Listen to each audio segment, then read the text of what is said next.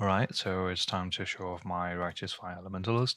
Let's just do a quick Minotaur run. It does have elemental weakness, it does have vulnerability. We'll see what we have to do with Flask in just a jiffy. So it seems like we're okay. The only thing I look out for is my resistances. If I do have issues with resistances, then I'll probably just equip my Ghost Immunity Flask and then we should be okay. But for the most part, majority of mods we really don't care too much for. It could feel a little bit, you know, tanky and whatever, chunky, but it's not a big deal. I should not pick all this up. We're just gonna, you know what? Let's just smash it and then be done with it. So as you can see, things are dying. They are coming. It's really not that big of a deal. We could be running Vortex as well and get a little bit of extra damage and ailments and such, but we'll save it for, you know, stronger mobs than the ones that just insta-die.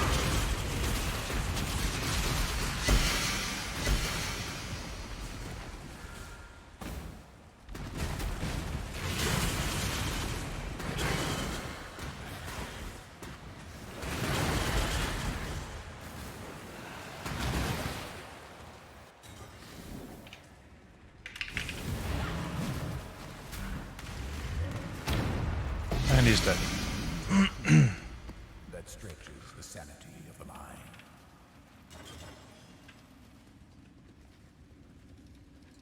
And I forgot to take portal scrolls with me, so we need to get one.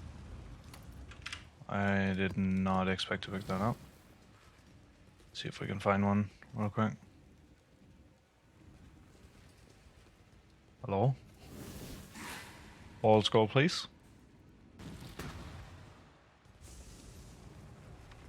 That's wisdoms. Oh, there. Okay.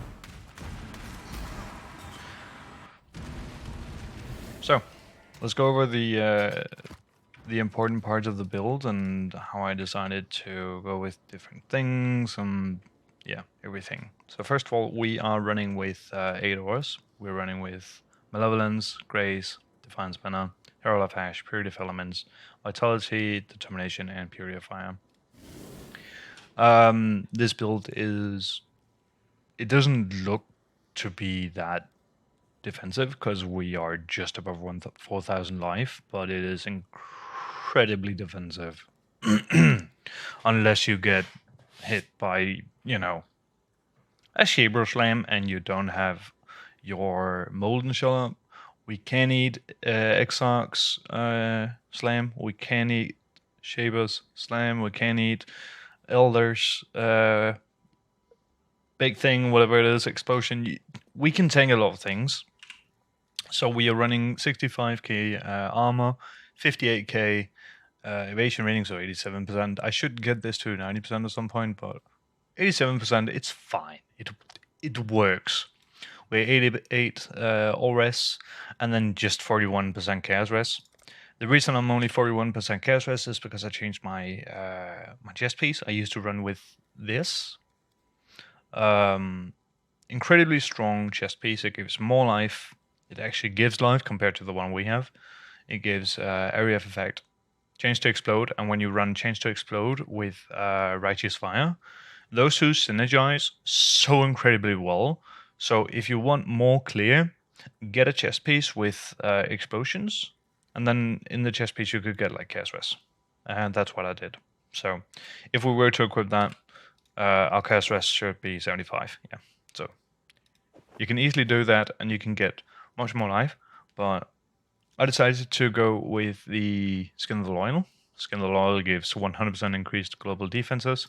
So our defenses, you can see our armor jumps from 65 to 54k by unequipping it, and our evasion rating jumps down by 40k. No, 10k, sorry. So that's a little bit of, you know, a downside to switching it out, but in general, you're going to have more life, more resistances. You're gonna have a lot more stats that you can do, and you're gonna get so much more clear than you do with the setup I have. I'm running more of a boss focused build, so I don't care about the extra clear. And for the most part, the things I do run would, it's not like I'm running the damage, what is it called? Their mobs deal more damage and have less life. We're still doing just fine. Our map is not, or Atlas is not running things like Legion. Legion, if you want to do Legion, you're going to get an explode chest and everything is just going to explode around you. Very, very easy to clear if you have explosions. And if you have ignite spread, then that would do a lot. So the build is around the Elementalist. We're going Shape of Storms for the shock. We're going Shape of Flames for the ignite, and then we're running Mastermind of Discord for the exposure, and Heart of Destruction for the coverages, and the 6% increased area of effect. 60% increased area of effect is incredibly good because Righteous Fire has a big circle, right? So more area of effect, more clear, obviously. So Flasks, we are running with a removable burning when used and 35 plus 2 maximum charges. 35 plus 2 maximum charges is because we're running... if we want to be able to use a life flask, we need to be able to use it. And with this, we can use it 5 times in a fight without, getting more charges. So that helps a lot. It helps you tank different things. If you feel like you're getting a little bit squishy, then this would be an option. We also have something like Soul of Arakali that reduces damage taken from damage over time, and it increases our recovery rate when we stop taking damage over time recently. Righteous Fire is damage over time recently, so those two synergize pretty well when we use this flask. Soul of Rakalesh gives us 25% reduced damage taken over time while moving, and that's just specifically for running things like lab. We can run any type of lab, we can run pretty much any type of boss. We can do things like Maven. She is rough because she removes our regen, but if you play right, then she shouldn't be a problem. We had roughly like 15 million DPS, so it's pretty big. Anyway, for Flasks, if I want to go a more offensive route, I would go with the Bottle of Faith because it increases damage done by quite a bit. If we are running normal lab for Green Spectrums, then we are going to use a Silver Flask with Onslaught. And if we get in a map with like huge curses or whatever, we're going for our curse immunity. Besides that, we're running the standard setup is movement speed with movement speed, Jade Flask with Evasion rating, Granite Flask with armor, Ruby Flask with elemental resist, and then our Life Flask, and we're running with the Mage Blood. So this is not solo self-farm friendly. It's probably doable, but I'm not going to do it. Boots, we're running Legacy of the Fury. It gives good enough clear to make things, dial a bit easier when they're in impacts. As you can see, we don't really have any issues there. If we need more movement speed, we could add in Phase Run. Phase Run, either Anomalous or normal one. The normal one gives more movement speed when you have Frenzy charges, but we don't really have any Frenzy charges that can be removed, so it doesn't do anything. Whereas if we use Anomalous and add in like a increased duration, then we have permanent Phase Run unless we have like reduced buff timer. We're running 2 minimum Frenzy charges. Those are the rings. This is the ring I'm using right now. I could switch it up. I used to have one with, the most important part is actually the flammability and hit, and then, either some fire damage over time, or even just, life, and you should be more than good. You don't need the damage, but if you want a perfect ring, then it says Delirium, and you will get damage over time. I am going to recraft this, because it has amazing implicits. But the idea is to get one with dot multi, dexterity, T1 life, minimum frenzy charges, and then something else, whatever. Basically, if we could, something that will work. I haven't looked too much into it. The other ring is an amethyst ring because of the chaos risk, max life, minimum frenzy charges, and that's it. We're running a blue ring, magic ring, because we're running with Viridius Veil. The important part is the +2 to sacred gems, and somewhat high elemental res roll, and then just a fire, righteous fire enchant. You can easily just skip the corruption, or you can get an even better corruption, in my opinion, for even high evasion rating, which is really, really good, and even higher, armor as well, because it's going to level up our divergent grace and our divergent determination. So if you want more defense, you could go with +2 to sacred gems or sacred ore gems or whatever. Yeah, you can get there. It's doable. I am planning on get that at some point. But right now we're just running damage. Third option is the Purifier in the helmet. We want level 24 because it gives +5 to max fire res. +5 is important. We need that all res, so we are 88%. We're tanky. We're beefy. Because of the helmet, we're also getting enlightened to level 6. Level 6 Enlighten increases our efficiency, so that's really good. We need that for the 8 auras. In our shield, we have +2 to sacred support gems because we need level 6 Enlighten for the efficiency. We're running with reservation efficiency for sacred gems, so max life and max fire res. Those are the most important part. I was lucky enough to get a lightning res roll, and it's just cream on the top. It helped.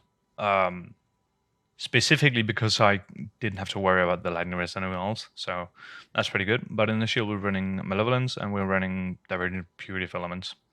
The specific reasons we're running Divergent Ball Impurity is because of the damage penetration through fire res, and we're running Anomalous Malevolence because of the increased effect.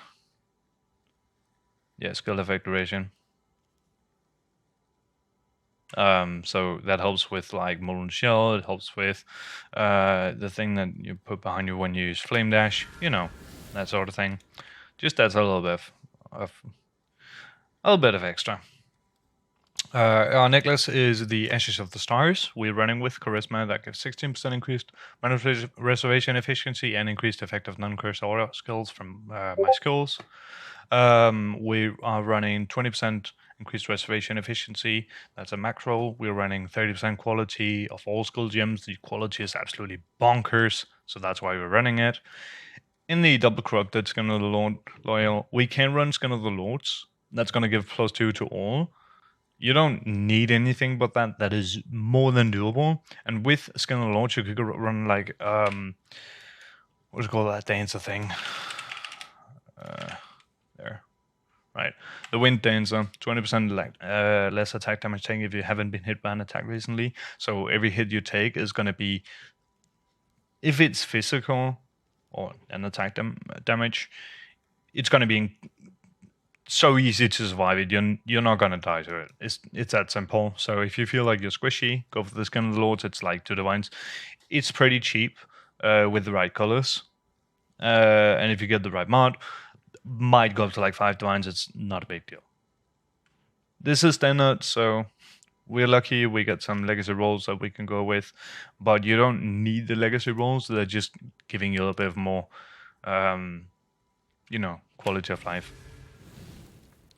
Next thing is the Scepter. It's just a standard Scepter. I am planning on upgrading it, but that would require me to, mirror someone else's, so... But this is what we got. Tons of damage over time multiplier, +1 to all 5 skill gems. We are going to get a one with +1 to all skill gems as well. And then some burning damage and dot multi. Anomalous Defiance Banner is the one that scales the best with Divergent Grace and Divergent Determination. These two scale with this. So that's just a try synergy if you want to, push up those small percentages, then this is the route to go. Herald of Ash, specifically because of the quality effect. We don't need any other sort of Herald of Ash, just a standard one because of the fire damage. Vitality, don't care about the quality there. It doesn't do anything, it's just area of effect, so we don't care. We just wanted level 21, so that's what we got. Righteous Fire is level 34, specifically because we got those skill levels and so forth. We are buffing it with Empower, Awakened Elemental Focus, Awakened Burning Damage, Awakened Swift Affliction, and Life Tap. Important note is that if you were to go for this, you could also switch out one of these, the 2 corruptions, for a +1 to all skill gems, all circular skill gems. That would do the exact same. You will lose nothing from it. It's 1-to-1. The only difference is Empower is going up 1, the other supports are going up 1. But what Righteous Fire gets from the +2, it's literally there is no difference. At least not in PoB. Not even 0.3 or 0.1 of a DPS increase. So I just took whatever. Our gloves are running Divergent Vortex. We could go with like Frostblink. Frostblink is amazing because of the increased effect of cold elements, so that's gonna make slows a little bit stronger. But in general, I'm just running Vortex. It gives a little bit of extra damage. It gets extra damage from the spell power we get from our Righteous Fire.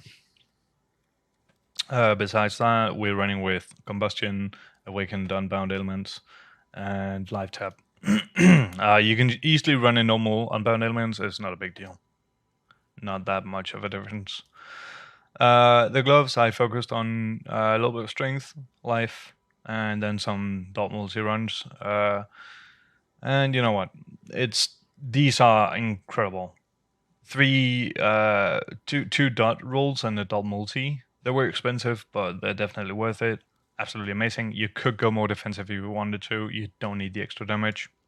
Same with the boots. If you want to get a good pair of boots, you can get a good pair of rares, and you can get like plus max fire res or 20% recovery or whatever. Totally doable. It works. It's fine. In the boots, we're running with Molten Shell, Elementalist, Enduring Cry for the reduced cast time, Flame Dash, and Life Tap. And then we're running with a Mage Bot. I'm still unchaining it, so it takes its time, but we can run it like pretty much any content in the game. The only thing that is annoying is Maven, but she's doable, so just some good rolls and you're good to go. Oh yeah, we're running with the ores. We're running, like purity of elements. We are immune to ignite, chill, freeze, and shock. And in our skill tree, we went up for Breath of Flames, down to Firewalker, up to Acrimony, and then we got 3 voices. The first one is just a normal one, with 2 of these with 2 medium clusters with Flow of Life and Student of Decay, and then the third one with Brush with Death and Student of Decay. We kind of want that extra, Chaos Res. It's important, so we're going for it. And then in those 3, we got 3 smaller clusters. The most important parts were the Dexterity. I need the Dexterity, so that's also why I'm running a ring with max Dexterity, because we needed to run things like Divergent Grace. So max or extra Chaos Res, Dexterity, and then just one of the 3 passives that I needed. In this case, it's pure Might. Second one, again, Dexterity, and then Modifying Aspect with Chaos Res, 3 Chaos Res, and some Reservation Efficiency. And the third one is Sublime Form, and then some Chaos Res and some Max Life. Again, Mana Reservation and some resistances. All 3 of them have plus 6% Mana Reservation efficiency. This is the important line. Everything else is just, depends on the build. But the important line is the Mana Reservation efficiency and the big nodes. We're running with Fire Mastery, 1 node here. We are taking the entire cluster of Reservation efficiency and increased aura effect. We're running with this is a legacy. rolled Mulling of the Flesh, but you can run a normal one. You just need to sacrifice a little bit of damage, but it's not a big deal. We have enough damage as is, and you can easily drop a third, and you should be just fine to do all content. Can you push 6k life? You can push 6k life in several ways. Do you want 90% max res? You can get 90% max res easily, not a big deal. Next, voices again, and then we're running two of these with Flow of Light and Burning Bright. And then just whatever I could get. There is a little bit of elemental rest. I needed some elemental rest and some lightning rest, so I went for that. And then I got lucky with a regen, so I took the regen roll. The first duel, the implicit, doesn't really matter. It's just corrupted. Fire damage, max life, and burn damage, and then some cold and lightning rest. We needed a cold and lightning rest, so that was the important part of this duel. Oops. We have a Megalomaniac. I am gonna switch this out with Surging Vitality in the third slot, and then we're gonna take that because that's gonna give us even more survivability and more sustain, more life, more regen. So even the maps with less regen, we are gonna be able to just breeze through it upwards 70%. We can even run no regen maps. The only thing that hurts us, the only two mods that actually hurt our build, minus all rests. We can do up to minus 10%, but I don't really want to. I don't want to do it. And then reduced aura effect. Reduced aura effect above 30%. That hurts. I mean, you're gonna feel it because the majority of our our defensives come from auras. Last one, we are running Corrupted Blood because we don't want corrupted blood. That's what we're getting at. And then some fire and cold rest. I wanted the cold rest, and then just burning damage and max life, and that's it. Then we have a Watcher Side duel with 22% damage over time multiplier while affected by malevolence, and then some flat regen on vitality. Flat regen is so good because we have nearly no regen at all in the first place. If I were to remove we remove this duel and we lose like 150 regen, so it's quite a bigger boost. And if we were to remove vitality, we're down to 149 regen compared to the 600. 600 is sustainable. You can get 1,000, you can get 1,500. It is doable. I've done all of it, but I didn't like the offense of it, so I went back to the other one. Still more offensive than both the Juggernaut and the Inquisitor. Lastly, we have another reservation roll here. We went up to the reservation efficiency, and then we took the one with increased damage for each of my auras. 8% per aura or herald. We got 8. So, a little bit of extra damage. And in the last one, voices, we have 3 duels. It's just fire dot, fire damage, max life, burning damage, fire dot multi. 2 times fire dot multi, fire damage, max life, and area damage, and then fire dot multi, fire dot, or just dot damage, dot multi, sorry, and then just fire damage and maximum life. If you want more tankiness, put in 3 grain spectrums with 5% life. You're gonna have like 5,000 life without even having to consider big things. You can remove this entire cluster over here. I took this for the damage, but if you remove all that, you can go for more damage, more life here, more life here. You could take the 10% if you really want to push it, or you could get the regen.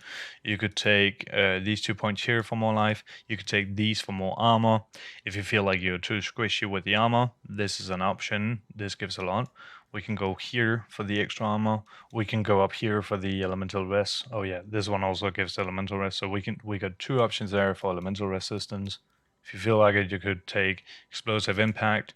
You could take there's another 1% all res. If you feel like chaos res is important, then you could go for this one.